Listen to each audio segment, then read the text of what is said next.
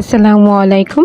আজকে আমি আপনাদের সাথে শেয়ার করব মজাদার শাহি বিফ রেজালা। সাধারণত বিয়ে বাড়িতে বাবুর্চিরা যেই স্টাইলে এই বিফ রেজালাটা তৈরি করে, আজকে সেই রেসিপি আপনাদের সাথে শেয়ার করব। আপনারা দেখতেই পাচ্ছেন গরুর মাংসের গ্রেভিটা কতটা সুন্দর হয়েছে। আশা করছি আমার এই রেসিপি আপনাদের কাছে ভালো লাগবে, আর আমার এই রেসিপি ফলো করলে আপনারা এরকম পারফেক্ট রেজালার গ্রেভি তৈরি করতে পারবেন। আর রেজালার স্বাদ আর গন্ধেও হয়েছে অতুলনীয়। তাহলে চলুন আজকের এই রেসিপিটি দেখে ফেলি।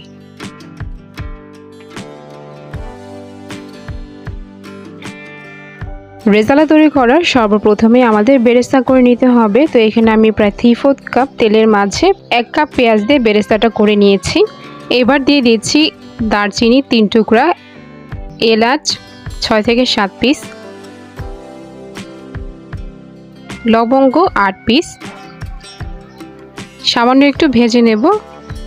সুন্দর একটা অ্যারোমা বের হলে এর মাঝে আমি দিয়ে দিব 1 কাপ পরিমাণ পেঁয়াজ কুচি। আজকে আমি 1 কেজি গরুর মাংস দিয়ে এই রেজালাটা তৈরি করব, সেই অনুপাতে আমি এখানে 1 কাপ পেঁয়াজ কুচি নিয়েছি। আপনারা যদি 1.5 কেজি মাংস নেন সেক্ষেত্রে 1.5 কাপ পেঁয়াজ কুচি নিতে হবে। দিয়ে দিচ্ছি তেজপাতা 3 টুকরা। খুব ভালো করে পেঁয়াজটাকে ভেজে আমি হালকা ব্রাউন করে নেব।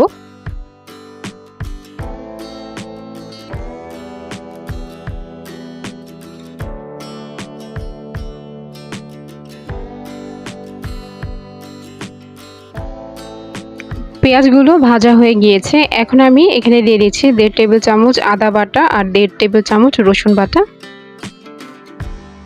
এই পেঁয়াজ বাটা আর রসুন বাটাকে খুব ভালো করে এই তেলের সাথে টেলে নিতে হবে, যাতে করে আদা রসুনের যে কাঁচা গন্ধ সেটা চলে যায়। 1.5 টেবিল চামচ দিয়ে দিচ্ছি ভাজা জিরা গুঁড়া,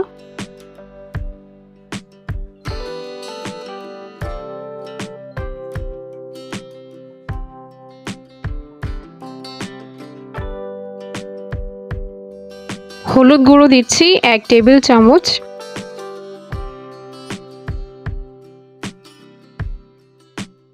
দিয়ে দিচ্ছি ধনিয়া গুঁড়া 1.5 টেবিল চামচ, আর এখানে আমি মরিচের গুঁড়ো নিয়েছি 1 টেবিল চামচ। তবে আপনারা আপনাদের পছন্দ মতো ঝাল দিতে পারেন। এবার সবকিছু খুব ভালো করে মিশিয়ে আমি কষিয়ে নিচ্ছি। আর কষানোর মাঝে অবশ্যই একটু পানি ব্যবহার করবেন, এতে করে মশলাগুলো পোড়া লেগে যাবে না। অল্প করে পানি দিয়ে এভাবে কষিয়ে নিলে দেখবেন মশলার খুব ভালো একটা স্বাদ হবে। আপনি যত ভালো করে এই মশলাটা কষাবেন আপনার মাংসটা ঠিক ততটাই স্বাদের হবে। তো আমি খুব ভালো করে কষিয়ে নিয়েছি। আপনারা দেখতে পাচ্ছেন তেলটা উপরে ভেসে উঠেছে। এখন আমি এখানে দিয়ে দিচ্ছি 1 কেজি গরুর মাংস। মাংসটাকে আমি ধুয়ে পানি ঝরিয়ে নিয়েছি। এবার এই মশলার সাথে মাংসগুলো খুব ভালো করে মিশিয়ে নেব।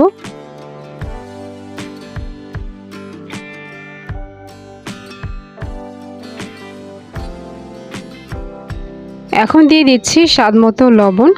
এখানে আমি 1 টেবিল চামচ দিয়েছি, আপনারা আপনাদের পছন্দ মতো স্বাদ অনুযায়ী দিতে পারবেন। আবারও সবকিছু খুব ভালো করে মিশিয়ে আমি খুব ভালো করে এই মাংসটাকে মশলার সাথে কষিয়ে নিব। আপনি যত ভালো করে এই মাংসটা কষাবেন আপনার মাংসের স্বাদটাও ঠিক ততটাই ভালো আসবে।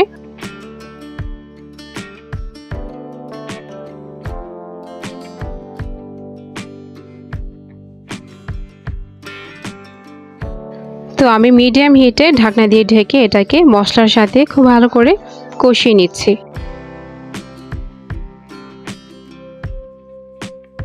আর হ্যাঁ, অবশ্যই মাঝে মাঝে ঢাকনাটা খুলে কিন্তু নেড়ে দিতে হবে, না হলে নিচে মাংসটা লেগে যেতে পারে অথবা মশলাটা কিন্তু পোড়া লেগে যেতে পারে। সেই ক্ষেত্রে মাংসের স্বাদটা নষ্ট হয়ে যাবে। এজন্য অবশ্যই কিছুক্ষণ পর পর ঢাকনা উঠিয়ে একটু নাড়াচাড়া দিয়ে দিতে হবে।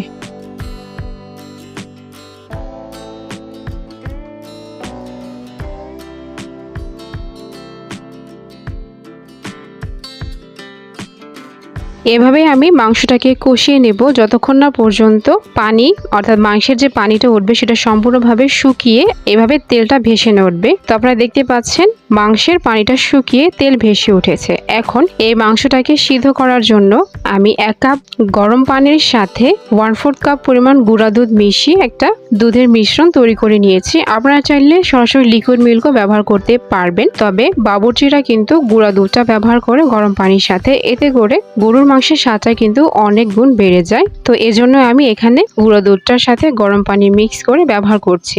এবার খুব ভালো করে মিশিয়ে ঢাকনা দিয়ে ঢেকে রেখে দেব মিডিয়াম লো হিটে, যাতে মাংসগুলো সিদ্ধ হয়ে যায়। আর হ্যাঁ, অবশ্যই একটু পরপর নেড়ে দিবেন, এতে করে নিচে লেগে যাবে না। এখানে আমি 4 থেকে 5টা কাঁচামরিচ দিয়ে দিচ্ছি, এতে করে খুব ভালো একটা ফ্লেভার আসে। তো ঢাকনা খুলে আমি একটু নাড়াচাড়া দিয়ে নিচ্ছি, আবারও ঢাকনা দিয়ে ঢেকে রেখে দেব মাংসটা সিদ্ধ হওয়া পর্যন্ত।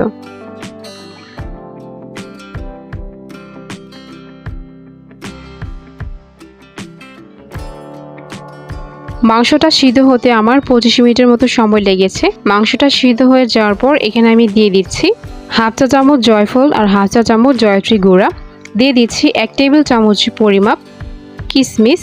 আর এখানে মাংসের রেজালাটাকে ঘন করার জন্য, অর্থাৎ গ্রেভিটাকে তৈরি করার জন্য আমি একটা মিক্সচার তৈরি করে নিয়েছি। এখানে আমি যে বেরেস্তা তৈরি করে রেখেছিলাম 1/4 কাপ, সাথে 1/4 কাপ টক দই, আর এর সাথে দিয়েছি 8 থেকে 9 পিস কাজু বাদাম। 3টে উপকরণ একসাথে ব্লেন্ড করে নিলেই আমাদের এই মিক্সচারটা তৈরি হয়ে যাবে। এই মিক্সচারটা কিন্তু অবশ্যই ব্যবহার করতে হবে রেজালার গ্রেভিটা তৈরি করার জন্য।